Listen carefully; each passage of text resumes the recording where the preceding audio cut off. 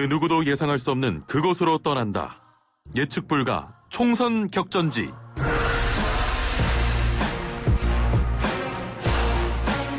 총선을 앞두고 본격적으로 선거운동이 시작이 됐습니다. 격전지에 대한 경쟁이 불붙고 있는 거고요. 동작을 더불어민주당 이수진 후보 그리고 미래통합당의 나경원 후보가 맞붙고 있는 아주 뜨거운 핫플레이스입니다. 사법농단에 대해서 굉장히 다른 견해를 보이고 있는 두 후보인데 두 분 다 부장판사 출신의 여자 후보라고 하는 것도 사실은 상당히 관전 포인트 중에 하나가 되겠습니다. 오늘은요. 이수진 더불어민주당 동작을 후보와 전화 연결해서요. 총선에 임하는 전략과 사법농단 피해법관 프레임을 둘러싼 궁금증 한번 풀어보도록 하겠습니다. 후보님 안녕하세요. 네, 안녕하십니까. 요즘 선거운동 처음 해보시는 걸 텐데 잘 진행되고 계십니까? 네, 지금까지 잘 열심히 하고 있고요. 예, 네. 앞으로도 열심히 하겠습니다. 근데 사실 동작을이라고 하면은요, 이거 생각보다 되게 네. 까다로운 지역으로 알려져 있어요. 네, 그렇습니다. 여기 특히 민주당 입장에서는 12년 동안 네. 계속 자리를 내주고 있었어요. 민주당 지지 세력이 많았음에도 불구하고요. 네, 그렇군요. 원래 나경원 후보가 그 지역구에서 얘기하고 있는 거는 우리 동작도 강남 사구처럼 부자가 되게 해주겠다. 특히 정보사 터널이라고 해서 이제 터널을 뚫었거든요.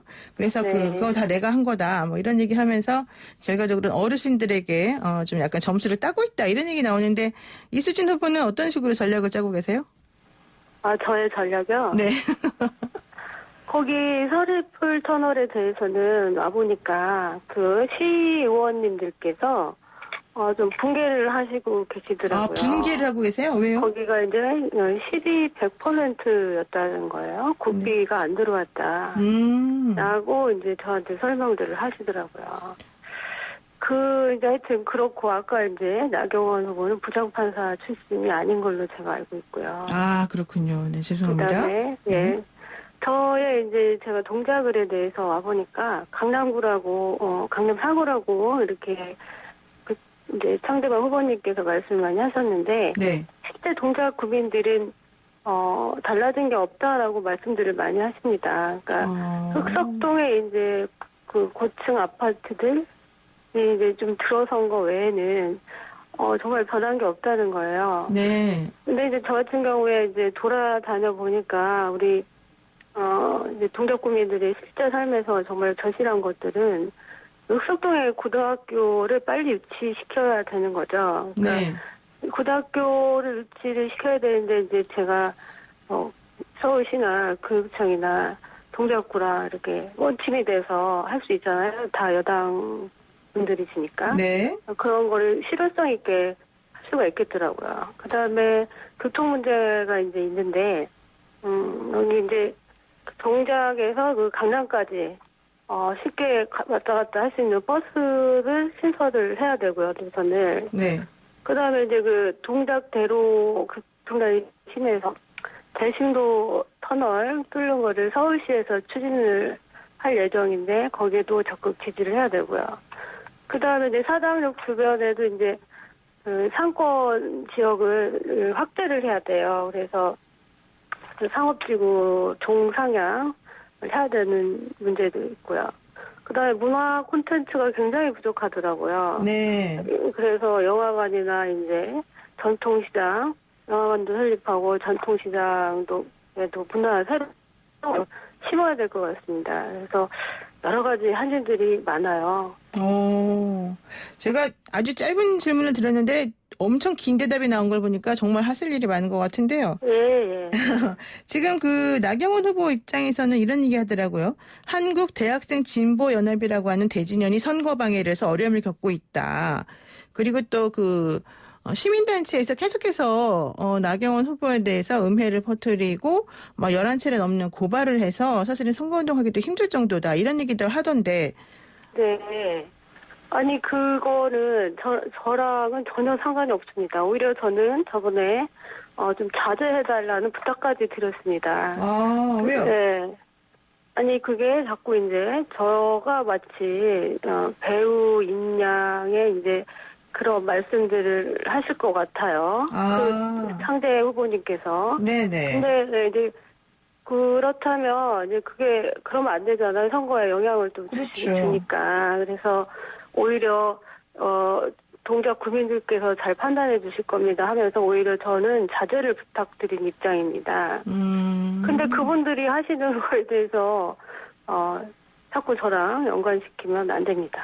그러니까 나경원 후보가 얘기하는 초선인데, 그러니까 처음으로 이제 진출하는 건데 좀 선거를 치사하게 한다, 뭐 이런 얘기 나오는 게 바로 그런 맥락에서 나온 얘기였군요. 예, 그분들하고는 저랑 한 상관도 없습니다. 예. 자, 그런데요, 이제 어쨌든 법관으로도 정치로도 나경원 후보는 사실 상당한 대선배 아니겠습니까? 원내대표까지 하셨던. 그런 상황에서 이수지 같은 경우에는 인지도 면에서는 조금 나 후보에 비해서는 많이 밀린다 이런 지적이 있어요. 어때요? 좀 네. 부담스러운 상대가 맞나요? 나경원 후보가? 그 처음에는 좀 부담스러웠죠. 근데 지금 이제 동작 구민들을 직접 만나 뵈니까 네. 오히려 자신감을 갖게 됐습니다. 왜요? 아니, 뭐, 많은 분들이 우리 그 상대 후보님이, 동작구를 위해서, 사실은, 해주신 게 많이 없다. 연이, 이제 좀 바꿔야 되겠다라는 말씀들을 굉장히 많이 하십니다. 그래서 오히려 저는 그 부분에 있어서는 제가 오히려 자신감을 갖게 된 거죠. 그러니까 처음에는 약간 조금 이제 처음 하는 거라서 좀 두려움도 있고 불안한 것도 있었는데 오히려 해보니까 할만하다 이렇게 느끼셨다는 거네요. 그렇죠, 예. 네.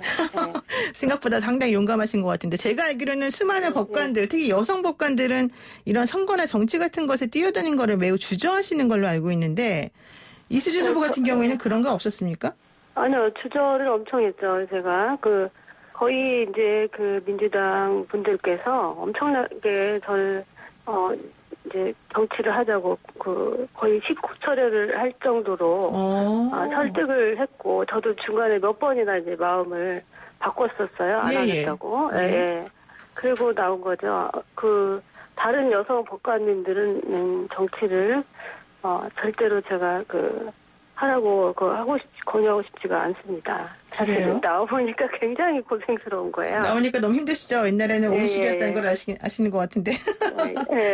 여러 가지로. 네. 사실은 이수진 후보 같은 경우에는 이탄희 전 판사, 지금 이제 변호사지만, 이탄희 전 변호사하고 같이 이제 이번에 민주당에서 이제 깃발을 꽂고 지금 들고 나오신 거잖아요. 네네. 그러면서 나오시면서 하신 공약이 이제 사법개혁을 해보겠다 이런 얘기였던 것 같아요.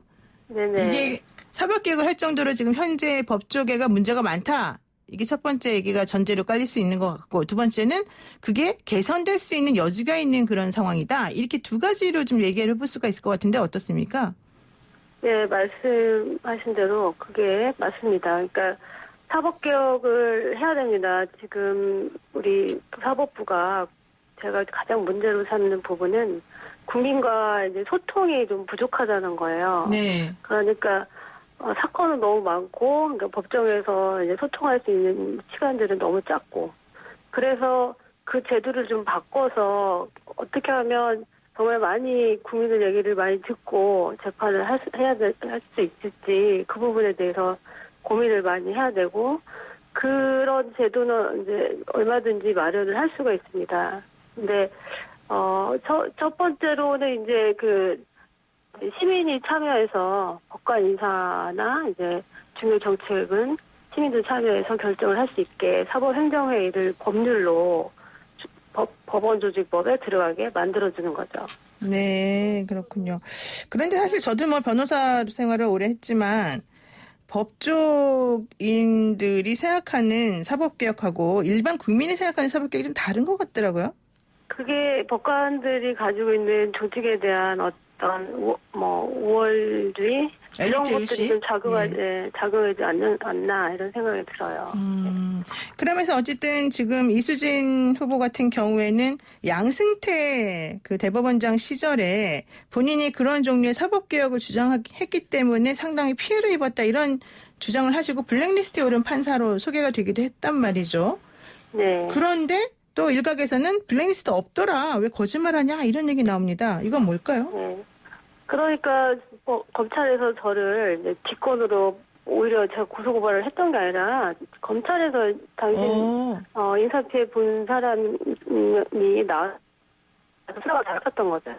그래서 나가서 수사를 받았습니다. 그리고 이제 저뿐만 아니라 이제 많은 법관들이 나가서 주장을 했던 분들이 피해를 봤다라고 주장을 한 거죠. 그래서 그분들을 모아가지고 그 당시에 이런 분들이 무리하기 법관으로 찍혀 있습니다라고 한국일보에 검찰이 기사를 흘린 거죠. 그렇게 네. 해서 냈습니다.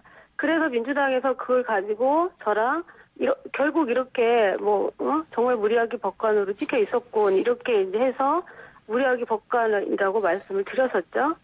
근데 제가 이제 검찰 개혁을 한다면서 민주당으로 이제 제가 나오니까 네. 검찰에서 다시 이제 아니 우리 그 공소 제기 안 했습니다. 그 피해자로 그랬으니 블랙리스트에 없는 사람입니다라는 식으로 하시는 거예요. 그러니까 이게 저는 분명히 인사피해를 봤는데 네. 이제 와서 이렇게 하는 거죠.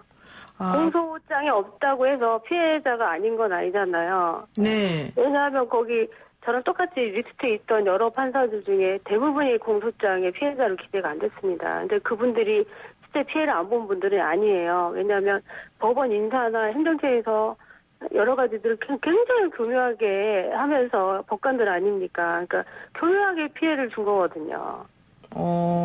그러니까는 이제 말씀의 요지는 본인이 고소고발 된 것도 아닌데 검찰에서 알아서 조사도 하면서 여러 가지로 피해자인 것을 사실은 인정할 수 있는 여러 가지 고초를 겪게 만들어 놓고 예, 그렇죠. 이제 와서는 그 본인들이 공소제기, 그러니까 조사해보고 난 다음에 공소제기를 안 했다는 이유만으로 또 이제 피해자가 아니라고 얘기한다. 그렇죠. 맞습니다.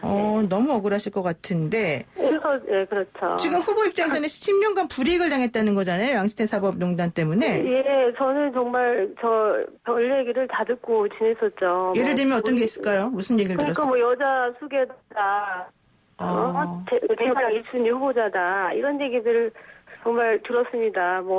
주변 동료 법관들도 했고 행정처에서도 그런 얘기들을 흘렸고요. 네. 그리고 사실은 서기호 전 의원이 재임용 탈락할 때 제가 그 옆에 있었거든요. 네네. 굉장히 그 법관들 사이에서는 그 사건 때문에 그 재임용에 대한 그 탈락에 대한 공포심이 일었었습니다. 그렇죠. 10년마다 원래 판사들은 재임용 되잖아요. 네, 정말 납득할 수 없는 인사를 했었어요, 그때. 그래서 소위 개혁을 주장했던 법관들 사이에서는 그런 것들이 사실은 알게 모르게 유축을 하게 만들었던 거죠. 그런 부분이 있었군요. 이제는 조금 오해를 좀 풀었으면 좋겠다. 이런 입장이실 것 같은데, 조금 관점을 다르서 요거 하나 여쭤볼게요. 현재 정치권에서 뜨겁게 얘기되고 있는 것 중에 하나가 N번방 사건, 이른바 텔레그램 조주빈 박사방 사건인데요. 이와 관련해서 법안이 좀 필요하다. 그런데 N번방 사건 관련해서 법안을 마련해도 형사 불소금 원칙 때문에 소용이 없는 거 아니냐 이런 얘기 나옵니다. 그렇다면 형사법 체계를 조금 복잡하게 만들다 하더라도 소급 적용해서 이 N번방 사건들은 좀 철저히 좀 처벌해야 된다. 이런 건 어떻게 보십니까? 이런 의견에 대해서는? 네, 그래서 소급 적용하는 거는 이제 헌법상으로 또 금지가 돼 있는 거잖아요. 그렇죠. 근데 이번에 디지털 성범죄 같은 경우에는 지금 거의 주문과도 같은 피해를 주고 있습니다. 이거를 근데 이제 양형이 너무 낮잖아요. 네. 그래서 이 부분에 대해서는 제가 국회에 가서 다른 의원님들하고 정말 심도 있는 논의를 해서 어떻게 처리를 해야 될지 논의를 좀 해보겠습니다. 네, 알겠습니다. 네, 정말 법관 출신으로서 앞으로 좋은 일 있으시길 바라고요. 오늘 말씀 여기까지 듣도록 하겠습니다. 고맙습니다. 감사합니다. 네, 지금까지 이수진 더불어민주당 동작을 후보였습니다.